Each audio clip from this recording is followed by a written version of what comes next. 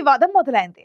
చెన్నై విమానాశ్రయానికి రద్దీ పెరిగిన నేపథ్యంలో కేంద్ర రాష్ట్ర ప్రభుత్వాలు ప్రత్యామ్నాయం కోసం మరో కొత్త ఎయిర్పోర్ట్ ను నిర్మించేందుకు సిద్ధమయ్యాయి.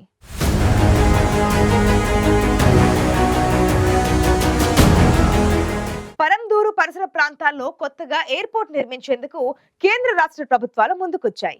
ఇప్పటికే కొత్త విమానాశ్రయ నిర్మాణం చేపట్టాలని నివేదికలు సిద్ధం చేసిన నేపథ్యంలో అక్కడి స్థానికులు, రైతులు దాన్ని తీవ్రంగా వ్యతిరేకిస్తున్నారు.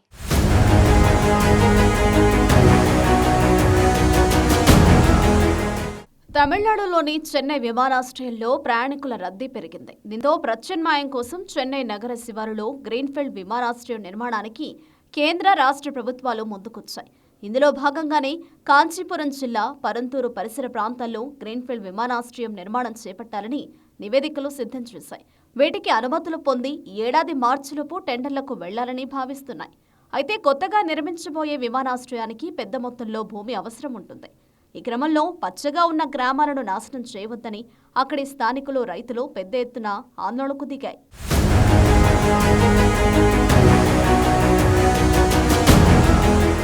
పరందూర్ పరిసర ప్రాంతాల్లో కొత్తగా ఏర్పాటు చేయనున్న ఎయిర్పోర్ట్ ప్రాజెక్టుతో 13 గ్రామాలు తీవ్ర ప్రభావానికి లోనవుతాయి.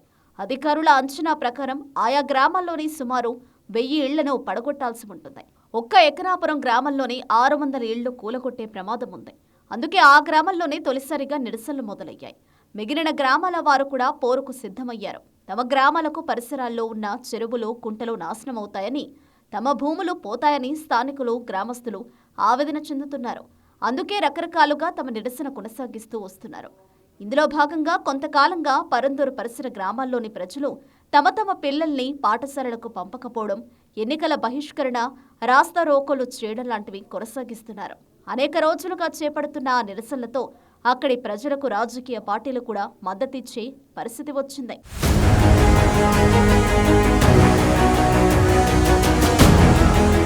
పరందూర్ ఎయిర్పోర్టు ప్రాజెక్టుకు వ్యతిరేకంగా నిరసనలు తెలుపుతున్న రైతులు, స్థానికులకు తమిళగ వెట్రి కళగం అధ్యక్షుడు విజయ్ సంఘీభావం తెలిపారు.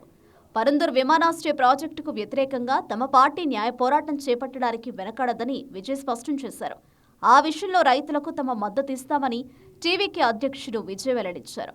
జలవనరుల నాశనం కారణంగా వరదలు సంభవించే అవకాశం ఉందని విజయ్ వ్యాఖ్యానించారు. 90% వ్యవసాయ భూములు నాశనం చేసి విమానాశ్రయాన్ని తీసుకురావడానికి ప్రయత్నిస్తున్నందుకు డీఎంకేది ప్రజా వ్యతిరేక పాలనగా విజయ్ అభివర్ణించారు.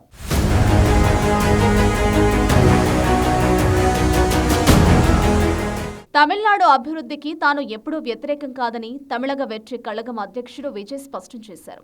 కానీ సారవంతమైన వ్యవసాయ భూముల్లో ఎయిర్పోర్టు నిర్మించడం సరైనది కాదని విజయ్ అన్నారు. సహజ వనరుల రక్షణ తమ పార్టీ సూత్రమని విజయ్ తెలిపారు. కాంచీపురం జిల్లాలోని పరంతూరు పరిసర ప్రాంతాల్లో గ్రీన్ఫీల్డ్ విమానాశ్రయం నిర్మాణాన్ని తాము వ్యతిరేకిస్తున్నట్లు విజయ్ ప్రకటించారు. అప్పుడు టంగ్స్టన్ మైనింగ్ ను వ్యతిరేకించిన డీఎంకే ప్రభుత్వం ఇప్పుడు పరందూర్ విమానాశ్రయంపై అదే వైఖరి ఎందుకు తీసుకోలేదని విజయ్ ప్రశ్నించారు. ఆ ప్రాజెక్టులో స్టాలిన్ సర్కారుకు ఏదో లాభం ఉన్నట్లుందని ఆరోపించారు. ప్రజలు దానిని అర్థం చేసుకున్నారని పేర్కొన్నారు. ప్రతిపక్షంలో ఉన్నప్పుడు రైతులకు మద్దతిచ్చిన డీఎంకే అధికారంలో ఉన్నప్పుడు వారిని వ్యతిరేకిస్తుందా అని స్టాలిన్ ప్రభుత్వంపై విజయ్ మండిపడ్డారు.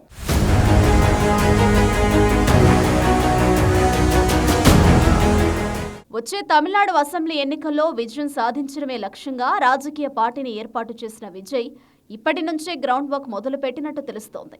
పరందూరు పరిసర ప్రాంతాల్లోని రైతులు తమ భూములను ఎయిర్పోర్ట్ నిర్మాణానికి ఇచ్చేందుకు నిరాకరించి నిరసన తెలుపుతున్న సమయంలో వారికి విజయ్ పార్టీ మద్దతు తెలిపింది. అంతేకాదు, అవసరమైతే పరందూర్ విమానాశ్రయం ప్రాజెక్టుకు వ్యతిరేకంగా తమ పార్టీ న్యాయ పోరాటం చేపట్టడానికి కూడా వెనకాడదని విజయ్ తేల్చి చెప్పారు. దీంతో ఇప్పటికే డీఎంకేతో పోటాపోటీగా సయ్యంటున్న విజయ్ మరోసారి రైతులకు మద్దతుగా నిలిచి డీఎంకే ప్రభుత్వంపై విమర్శలు చేయడంతో ఇక నేరుగా రాజకీయ పోరుకు తలపడేందుకు సిద్ధమైనట్లేనని అభిప్రాయాలు వ్యక్తమవుతున్నాయి.